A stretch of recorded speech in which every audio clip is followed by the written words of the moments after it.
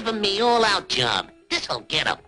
Repeat the beat, boot the bang, stop so twiddling the suits again. Repeat the boot the bump the bow, a suit so settling the bump the bow. Keep some settling the hold today, keep some settling the suit to say. Oh, so settling the boot the bow, oh, so settling the shop so. Hodl daddle day, hodl daddle day, hodl daddle day, hodl daddle day. All right, now this one's going to be a fairly long one. Not that I really want to do another long one, but the point is I've got two coming up. This one will be over the fun stuff that was going on in the 1840s. Now, this, of course, is slightly after Dorr's Rebellion, about the same era, which was, oh, all the poor people need to vote. But, by the way, they're not citizens of the United States. Okay? Because the Constitution doesn't define citizen. I mean, they made certain to leave a bunch of stuff out of the Constitution. Anywho, so you've got two wars that America is in, right? Mexico, as usual, and pretty much with Great Britain, okay? And you've got one war with Great Britain in two spots at the same time. You've got a fight over New Caledonia, Fraser's River, the Columbia River, and Texas, in reality, if you want to look at it like that. At the same time here, you have the Great Tater Famine of Ireland, okay? And I've never covered the Great Potato Famine because while I might be Irish, I can't see it from where I'm at, so I don't know all the history on the Irish stuff, okay? All right, so we'll start with the Wilmot Proviso. Now, you got to remember, Thomas Jefferson and all the others kept swearing that nobody could own slaves. They hated slavery. Everybody hated slavery so much they owned slaves. Okay? So throw away the slavery issue that was ever written about by anybody like that. The so-called, quote, founding fathers, unquote. They were hypocrites at the least. At the least, all right? And that includes Jefferson. Anywho, so now we're moving into the Wilmot Proviso, and it's the precursor of the Civil War. In fact, they were trying to push the Civil War with the Wilmot Proviso 30 years before the Civil War. All right? Or somewhere close, 20 years. Okay, so the first one is, now this is a couple answers. One of these is for Tenebroust specifically, because I've got some of the answers on who owns what, who actually did the work to set up the colonies and everything else. So this is part of it, okay? Anyway, Wilmot Proviso, Universal Pronouncing Dictionary of Biography and Mythology, Volume 2 by Joseph Thomas, 1870. Link is down below.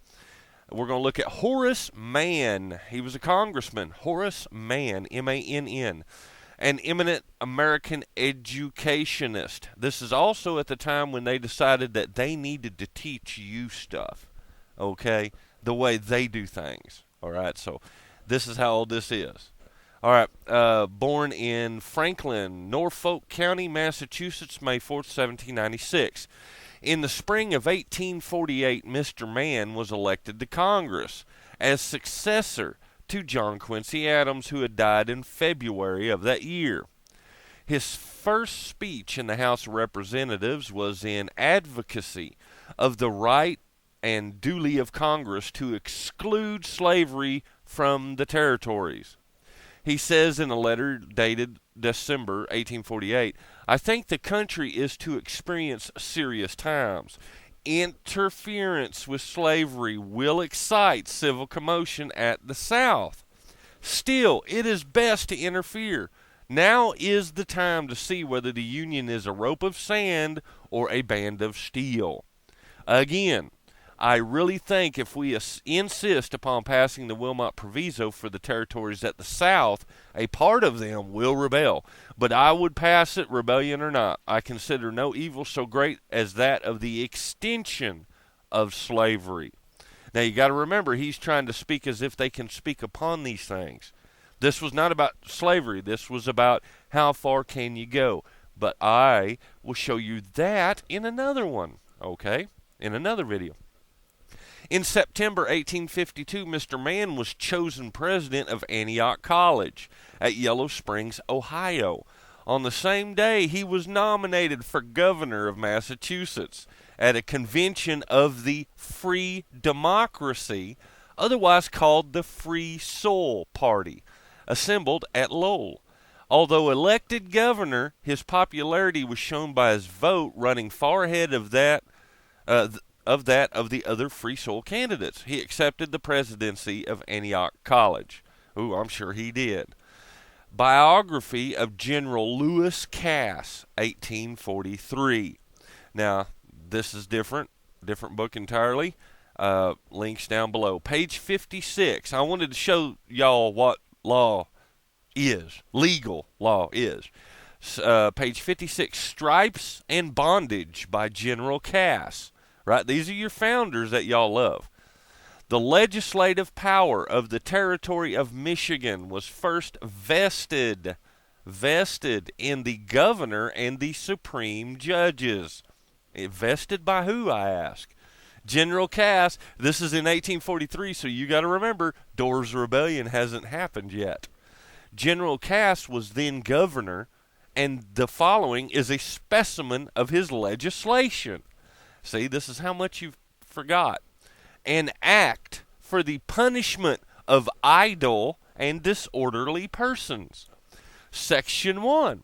Be it enacted by the governor and the judges of the territory of Michigan that any justice of the peace on conviction may sentence any vagrant, lewd, idle, or disorderly persons, stubborn servants, common drunkards, common night walkers, which does not mean what you think it means. Night walkers means people that ramble around at night, okay? They're automatically assumed by everybody to be rooting through other people's stuff, which is not true, but that's not the point. Pilferers, meaning if you're going through trash cans, or any persons wanton and lascivious in speech, indecent behavior, common railers or brawlers, such as neglect their calling and employment, misspend what they earn, and do not provide for themselves or their families, to be whipped, not exceeding 10 stripes, or to be delivered over to any constable, to be employed in labor, not exceeding 3 months, by such constable, to be hired out for the best wages that can be procured. Now this is, quote, civilization, unquote, right? Yeah, and you think this is brand new with cops and stuff. This is in 1843. Now look at the Riot Act by that patriot when he did that. The Riot Act said you could kill people that gathered together in groups of 12. Said sheriffs could kill everybody in the group if you got together. Yeah, pretty cool, huh? Anyway, Sam Adams, the beer guy, he did that. Serious. Oh, he's a patriot, all right. Oh, it's evil to do it, but I'm going to go ahead and pass it, because even though I didn't like the Riot Act done on me, because that's not fair, we can do the Riot Act on you because you're not one of us. All right. The proceeds of which to be applied to the use of the poor of the county. Now, if you're talking social reconstruction, there it is. And that they did that in just about every state, a version of that. You must force conformity. The same being adopted from the laws of one of the original states, to wit, the state of Vermont, as far as necessary and suitable to the circumstance of the state of Michigan. Made, adopted, and published at Detroit, the 17th day of July, 1818. Lewis Cass, governor of the territory of Michigan. This is in Laws of Michigan, 1820, page 177. They're quoting that in this book. This law explains its own character. It is only necessary to remark that Volume 21 of Niles' Register, page 214, gives a very practical incident of its operation. It states that a white man convicted of disorderly conduct was actually hired out for the best wages by one of Governor Cass's constables to a Negro who, more humane than the lawgivers, set his bondman free. General Cass, for and against the annexation of Texas. All right. Now remember, all this is going together, and though that above was older, here we're coming into all this, the two British wars at once, and all this other stuff. When it was first proposed to annex Texas to the Union, General Cass was among the foremost to express his opposition to the measure in any form. But as soon as he saw that unless he went for annexation, there was little probability that the Baltimore Convention of '44 would go for him, he suddenly wheeled about and became its ardent advocate. What his opinions were 20 days before will be seen by the following correspondence, the facts of which he himself never denied, between the Honorable Jacob M. Howard and C.K. Green, Esquire, of his own state. Mr. Howard's letter to C.K. Green, Esquire, Detroit, October 9th, 1844. Dear Sir, I noticed in the Free Press of today an editorial article charging me with misrepresenting the statement of General Cass in reference to the annexation of Texas. This, it seems to me, may be regarded as an authorized denial on the part of General C. of the truth of the statement made by me at the clubhouse that sometime last spring, while conversing about the annexation of Texas, he exclaimed, "My God, sir, if England wants Texas, let her have it. We don't want it." My statement was made during his absence in Ohio and was immediately contradicted by the Free Press, his organ here. I resolved to wait for his return to the city in order that he might be fully apprised of the statement. He has since returned and remained some days, and the same organ acting, as I am bound to presume, by his authority, now pronounces what I said a volunteer misrepresentation, and pretends that the conversation was private and at his own fireside. Very truly yours, J.M. Howard. Mr. Green's answer. Niles, October 13th, 1844. Dear Sir, the subject of politics was introduced by General Cass, and he would comment freely upon political men and measures. Upon one occasion I had a conversation with General C. on the plank walk in front of Colonel Howard's house, the subject of which was the Tyler, Texas Treaty, upon which he made very severe comments. He said he was opposed to the annexation of Texas upon any terms, that we already had more territory than we knew what to do with, and the more territory we possessed, the greater would be the difficulty of preserving the Union. That if we annexed Texas to please the South, we should be forced into a war with England to annex Canada to please the North. And by the way, kids, the rest is coming that you didn't know.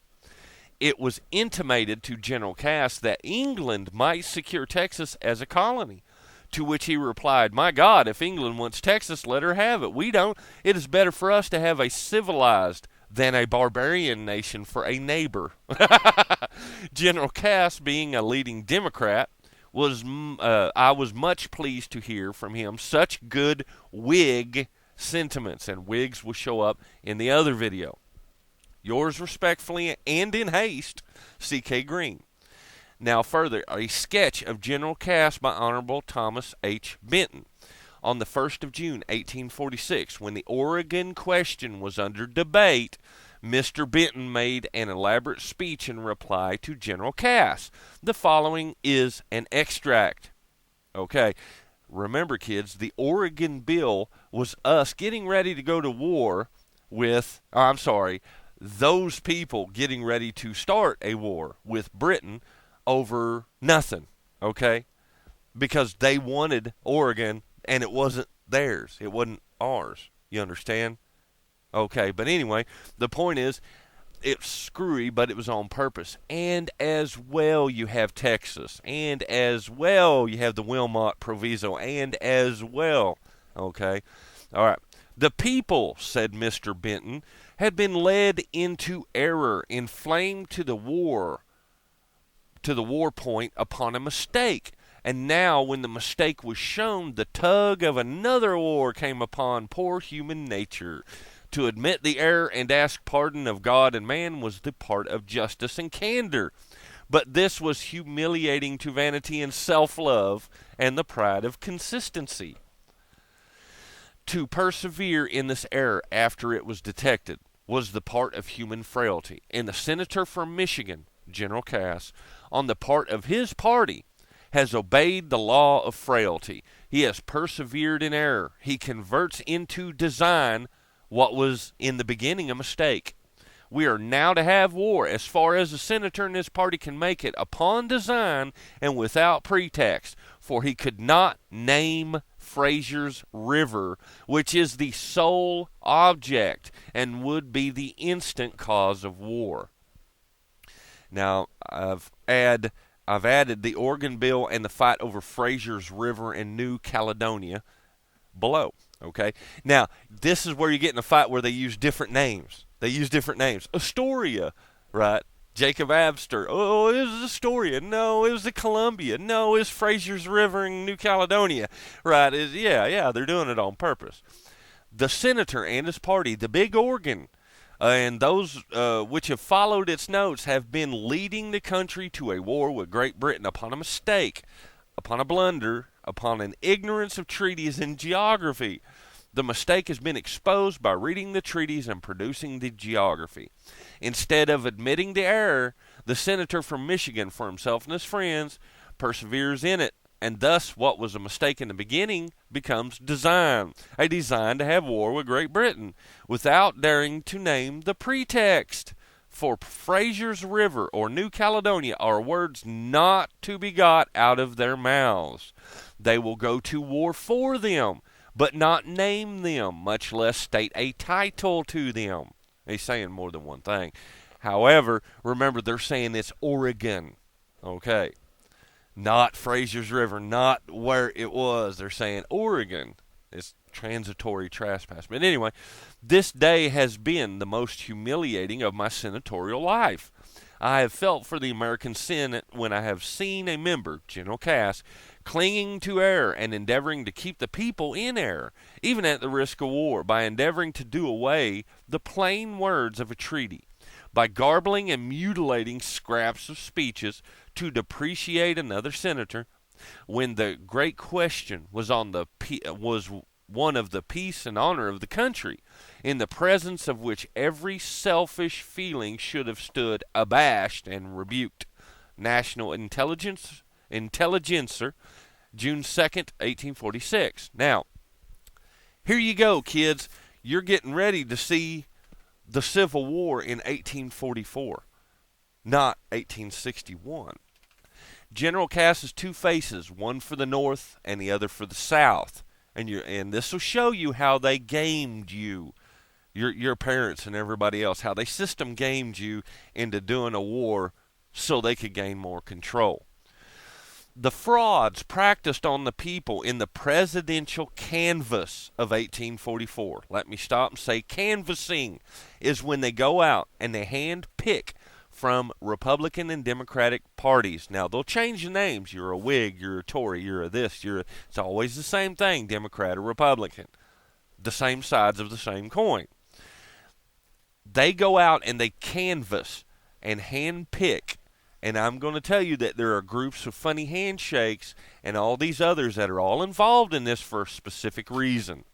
And it's to weed out any possibility of somebody that is truly independent ever getting in, okay? It's designed for that.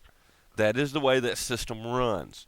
Now, that's what canvassing boards are for. They are groups. See, nobody understands the Electoral College. Go read up on the actual Electoral College, how they used to use it. They never used your vote, even if you were allowed to vote. Suffrage does not make you a citizen. Okay, not a full share citizen, but it does make you a subject of the United States, and you got to pay taxes. Okay, individual. But anyway, the canvassing boards were designed to pick up people that would do what they were told when they were told to do it. Okay, that's all your state stuff. That's all your feds too. Now, by representing Mr. Polk as a protective tariff man in the North and a free trade man in the South, and by publications on the question of slavery to suit each latitude, are fresh in the public recollection. Now, let me throw in that it's going to define it for you. They can't do it now because of the internet, but they've done it right up until that. Okay? But now we have a yet bolder fraud played off on the credulous and unsuspecting. There have been 2 editions of a little pamphlet called A Sketch of the Life and Public Services of General Lewis Cass, printed both in the month of June 1848, both of them, at the Congressional Globe Office, Jackson Hall, Washington, D.C., for circulation by his friends. These were evidently designed, one for the North and the other for the South, as, on comparing them, there is a very important difference. That for the North has neither page 8 nor anywhere else any allusion to General Cass's letter on the Wilmot Proviso to Mr. Nicholson of Tennessee, while that for the South carefully notes the fact. Now, for the South, the Wilmot Proviso letter, in December 1847, General Cass gave his views at length upon the Wilmot Proviso in a letter to Mr. Nicholson of Tennessee. In that letter, he avowed himself opposed to the measure and to the exercise of any legislation by Congress over any of the territories of the United States respecting the domestic relation of their inhabitants. He believed that all questions of that nature should be settled by the people themselves, who ought to be allowed to regulate their internal concerns in their own way, and that Congress has no more power to abolish or establish slavery in such territories than it has to regulate any other of the relative duties of social life, that of husband and wife, parent and child, or of master and servant. But again, you got to remember what the Wilmot Proviso was for. All right, it was to expand their jurisdiction extra-constitutionally. Okay? All right. Now, here's a spot for Tenebroust. I'm going to throw this in because of that last line, that they're not allowed to regulate any of the relative duties of social life, that of husband and wife, parent and child, or of master and servant. I'm going to show you something. Pennsylvania Archives, Volume 7 by Sam Hazard, 1853, page 399. William Lyon to Vice President Bryan, 1779. Carlisle, May 13th, 1779. Honored Sir, I've always understood, sir, that marriage licenses were to be given out by the prothonotores of the different counties, and that it was an appendage to that particular office. Whether it is an advantage or a loss to have the doing of that business, I do not know, but should be desirous of doing the whole business which of right appertains to the office or offices I am concerned in at all times. Therefore, if such licenses are to be issued, and I of right should have the doing of it, I hope you'll remember to do that justice which I have hitherto found you disposed to. The confidence I have in His Excellency the President's firm attachment to justice and regularity leaves no room for me to doubt of his concurrence in the measure as shall appear to you both to be right. I am, honored sir, your most obedient and humble servant, William Lyon. Directed to the Honorable George Bryan, Vice President of the Supreme Executive Council, Philadelphia. Favored, John Cray, Esquire. Now, back to the other one, Cass. He said in conclusion, the Wilmot Proviso seeks to take from its legitimate tribunal a question of domestic policy, having no relation to the Union as such, and to transfer it to another. created by the people for a special purpose, and foreign to the subject matter involved in this issue. By going back to our true principles, we go back to the road of peace and safety, leave to the people who will be affected by this question to adjust it upon their own responsibility and in their own manner. Now, what he puts out for the North, I'm not going to read, but it's all it says is, with the letters not in it, but the pamphlet for the North says, let's be like Europe, where there is no slavery and all hug each other and love each other. That's all that says. Now, okay. Now, at the same time, all of this is happening, right? All of this magic stuff's happening. Niles National Register, June 13th, 1846, the Oregon Bill, page 234. Headquarters of the Army, Washington, May 18th, 1846. Sir, we have no report from you later than the 26th ultimo, and but little through unofficial sources so late as the morning of the 29th. Of course, notwithstanding our high confidence in you and your little army, we are anxious to hear further from you. All the success that may be expected under the circumstances is confidently relied upon. Congress, having recognized the existence of war between the United States and the Republic of Mexico, and having authorized the acceptance of 50,000 volunteers, the War Department has already called upon the several states for quotas of 12-month volunteers, making a total of about 20,000, say 1/4 horse, to march upon Mexico from different points on the Rio Grande.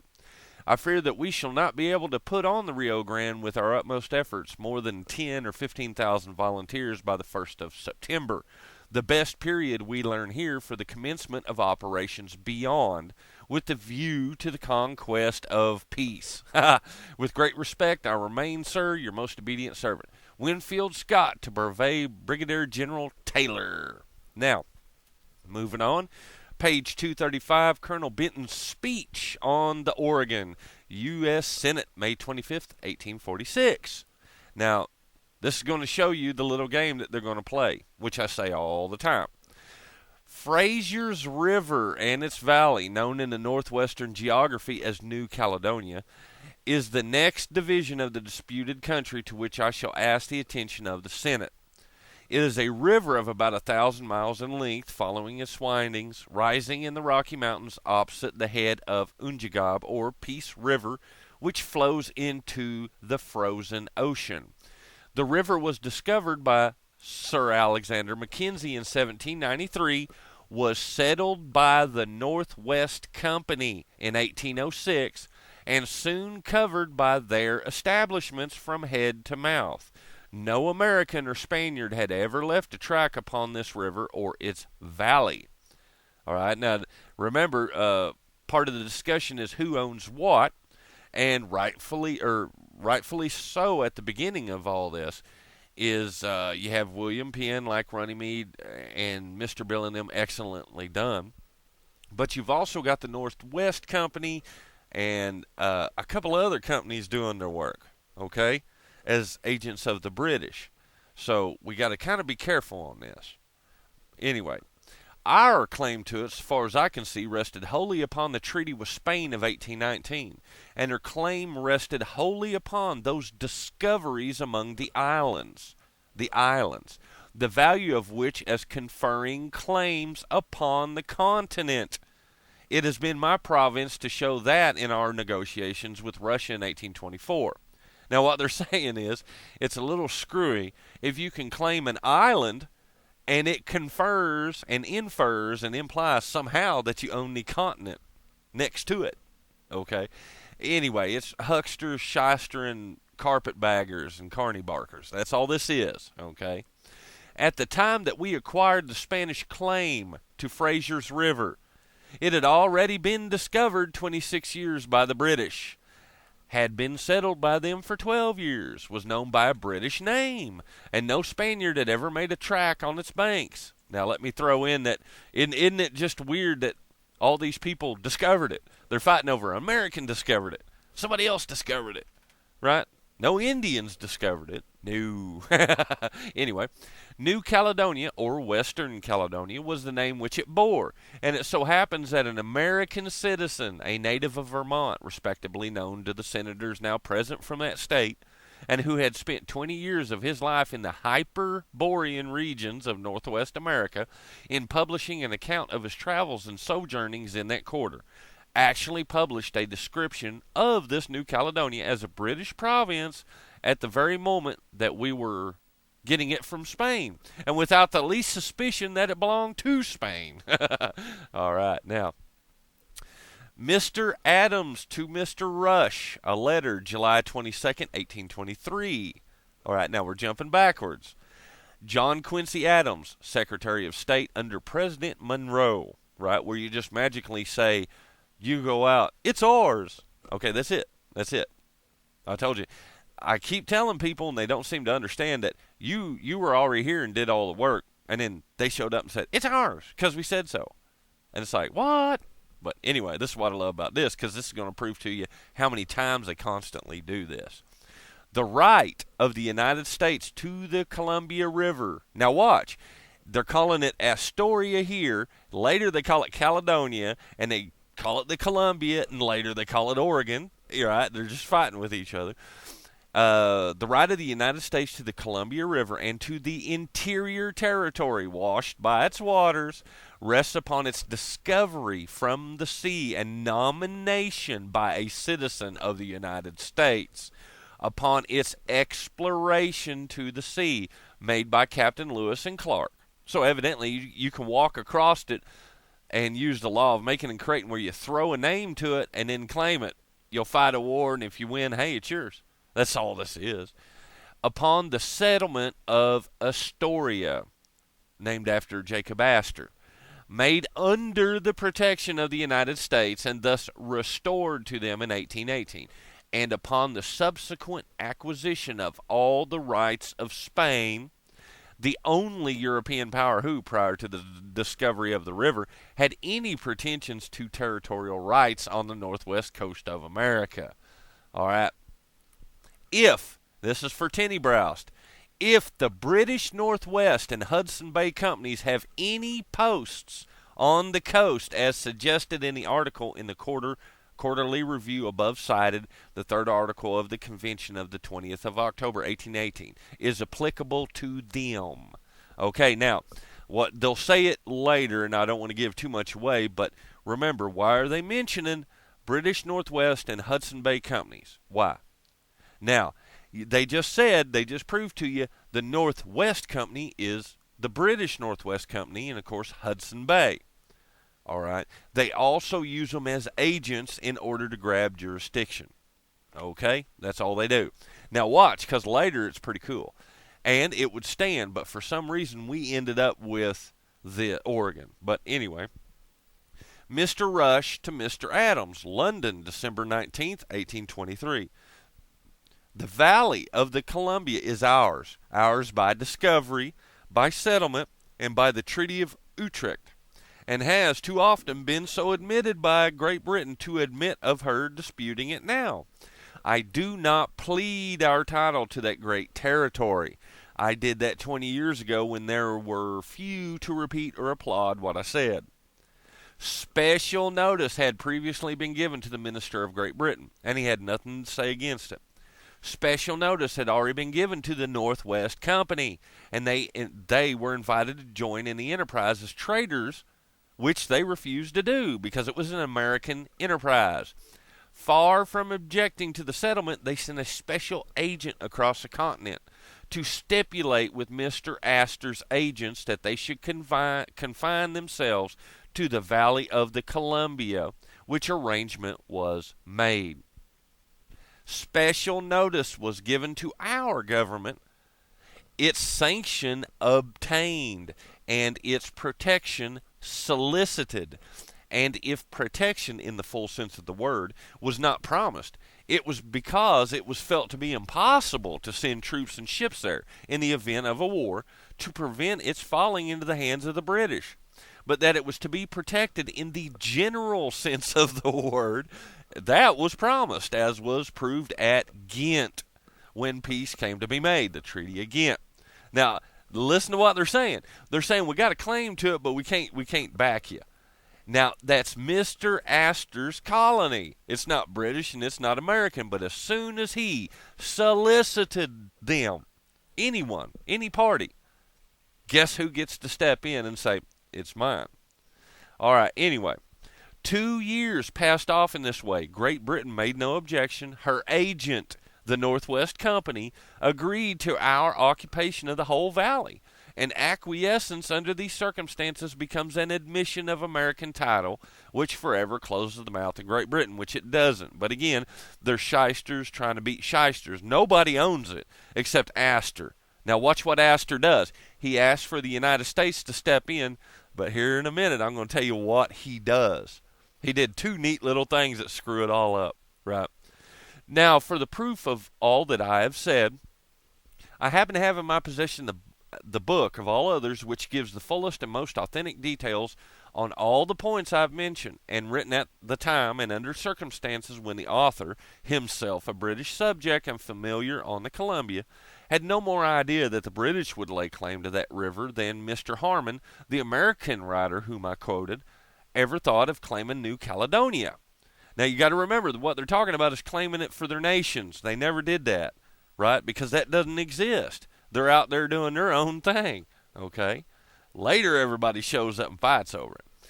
It is the work of Mr. Francher, a gentleman of Montreal with whom I have the pleasure to be personally acquainted, and one of those employed by Mr. Astor in founding his colony. He was at the founding of Astoria, at the sale to the Northwest Company, saw the place seized as a British conquest, and remained 3 years afterwards in the country in the service of the Northwest Company. Now, here's Mr. Francher's little speech. It is well to state that during our sojourn in New York, and before leaving that city, Mr. McKay believed it would be prudent to see Mr. Jackson, the minister plenipotentiary of His Britannic Majesty, in order to inform him of the object for which he was about to embark, and to ask his advice as to what he should do in case of a rupture between the two powers, intimating to him that we were all British subjects and that we were going to trade under the American flag. Now, I'm going to throw in, kids, there are a lot of problems. A lot of people try to say Great Britain and America was always doing the fighting. The United States, they're not. They weren't, actually. They weren't. They were getting what they needed done, and they finished it out. Well, if you consider Alaska and Oklahoma and the last states, the very last states, they did exactly what they wanted to do. After some moments' reflection, Mr. Jackson said to him that we were going to form a mercantile establishment at the risk of our lives, and all he could promise us was that in case of a war between the two powers, we would be respected as British subjects and traders. This answer appeared satisfactory, and Mr. McKay believed that he had nothing to fear from that quarter. Now, Niles National Register, Baltimore, June 20th, 1846. And I wanted to throw this in here because this is the motto for their paper. The past, the present, for the future. Nice, right? This week has been full of eventful incidents. A journal of 16 pages is inadequate to record them. The treaty between the United States and Great Britain, negotiated between the Right Honorable Richard Pakenham and the Secretary of State James Buchanan for settling the boundaries of Oregon, was sent by President Polk to the United States Senate on the 16th installment for ratification. Now remember, we're jumping forward to 1846. The treaty is short, containing 5 articles, and corresponds substantially with the project mentioned in the first page of our last number. Mediation offered. As a matter of course, when it was decided in the British cabinet to settle their own dispute with the United States amicably, they would become anxious for an immediate termination of the war between the United States and Mexico. Otherwise, they could hardly hope to keep Europe out of the fray. So, if you're talking about world wars and you're talking about favored nation, where you team up against Mexico or you and Spain team up against France, right? That's what you're seeing, right? Plus, this is an excellent way for them to grab Texas while you're busy focusing on the war with Mexico and a almost war with Britain over Oregon, right? Yeah, that's right. The newspapers did what they were supposed to do. The question in the cabinet as to offering the terms which Mr. Pakenham has offered and which have been acceded to was decided by a majority of but one vote. Mr. Peel, the minister, voted in the negative, though he acquiesced on finding a majority against him. Well, that's magic, right? Had the declaration of war against Mexico been received, Mr. McLean is said to have expressed his conviction that no such terms would have been offered. Having been made, the British cabinet now offered their friendly interference as mediators for a peace between the United States and Mexico through Mr. Pakenham, and have dispatched a similar proposition to Mexico. Executive sessions with open doors. Now, this I wanted to say how old the scam is, Congress and everything. I'm going to show you this. The stuff that you take for granted as being brand new and never happened before. Executive sessions with open doors. Mr. Allen proposed a resolution during the week that in future all business in the Senate should be transacted with open doors. The subject came up for discussion on Thursday. Mr. A advocated the measure, decided in the negative, ayes 13, nays 38. Foreign news, Great Britain. Now, I'm going to show you something else. This is all at the same time. Money market, London, 29th May, 10 o'clock. The English securities have been affected in a considerable degree by the news from America. The declaration of war by that country against Mexico may, it is feared, involve us in fresh difficulties with the United States, and the Oregon dispute will now become a question of secondary interest, compared with others that will, in all probability, arise from the hostilities of our transatlantic neighbors. Now let me add in, you're also still running the Indian wars at the same time. Okay, but they need people to settle. That's the only way you can grab territory is if you put people on the game board in that territory, right? Okay, 40 acres and a mule. This stuff ain't new, kids. It's not. They just want you to think that you're free enough that you'll go out and do it, do all the work, and then they show up later and say, it's just like Astor did. He heard that the British were coming and going to end up taking over the Columbia, so what he did was he sold Astoria to them. He sold it and said, I'm gone. Buy all my furs, buy everything here, including the buildings, and he left. Then he says later that he didn't sell the title, even though Britain is sitting there on the land, right, by conquest, by occupying it. But anyway, it's stupid. It's just stupid. Now, here's something that's interesting. Listen to this close, because this is going to have something to do with you Irish folk like me. The corn market was rather depressed, with slow sales to retail buyers. Sales of grain limited. Western States flour, 28 shillings per barrel. The account of the Corn Law Bill having so large a majority on the first reading in the House of Lords. Depressed prices and holders were anxious to make sales because they're hung with this. Now look, the prices are depressed on Magic News, right? Magic News, and nobody would sell their stuff because they ain't making no money. The longer you hold it, it's going to go bad on you. It's not the prices, but the food, the grain, it's going to go bad on you if you're not careful. On the final passages of the bill, which was expected to occur in a few days, an immense quantity of produce will be immediately released from bond and thrown into the market. Now, ignore that. It's being held off right now because there's a neat little phrase in here. The bulk of the produce so held under the Queen's lock is American flour and American produce.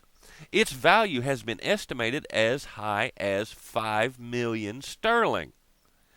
The Corn Law Bill is no longer in doubt. It passed the first reading in the House of Lords on the morning of the 29th by a majority of 47 votes. It will, of course, pass finally. Now you're saying, what is that? They've got produce and everything sitting and waiting. And this speculation on the market and everything has locked it down and drove the prices, right? Ireland. In Ulster, the laboring classes are suffering as severely from the want of potatoes as in the South and West. And I want to throw a note in here for the Dan Quayle fans. Potatoes is spelled P-O-T-A-T-O-E-S. Toes, okay? As if that's, it doesn't even matter. It's an old English spelling. The accounts of the new potato crop in Ireland are, upon the whole, encouraging. The hay harvest is unusually forward. Cutting has already commenced. Now, you've got the potato famine going on right now. Right there. And they're holding the American flour and American produce out. They're holding it out. They've locked it out. So you can't, they've drove the prices down so you won't sell. You wouldn't make no money. Right? You would lose money. So you're automatically going to back off. Invisible hand indeed. Now, that's why all people in Ireland are sitting there wanting the food. Okay, Mr. Alan Watt talks about that one right there, and he does way better than me. I just happened to come across this in the same volume, and I thought, hey, I'm going to have to put that in there. But I thought you'd like that. When they do that, they force everybody from Ireland over here to do the corporation work for them. Right? You go out, you settle, because I've never seen a lazy-ass judge or anybody else go settle the West. That was little people. That was a little man trying to get away from all of them back in the cities, going out, doing their works, and setting up everything. And again, this proves that they show up later. They always show up later. And there are so many groups that show up later. Now, I'm going to tell you who the groups are. But I was wisely advised one time that there is a very specific group that loves pyramids, triangles, okay, and stuff like that that were really bad about waiting until things got to rocking and rolling. Then they showed up and said, let's be a state. But anyway, there you have it, kids. Thought you would enjoy that one. I'll have more detail on the political end of it and some of that stuff, the fact, the law, what is not law. That covers everything that you think you're doing brand new right now. And it's not brand new. It's all the same thing. All right. So, goodbye.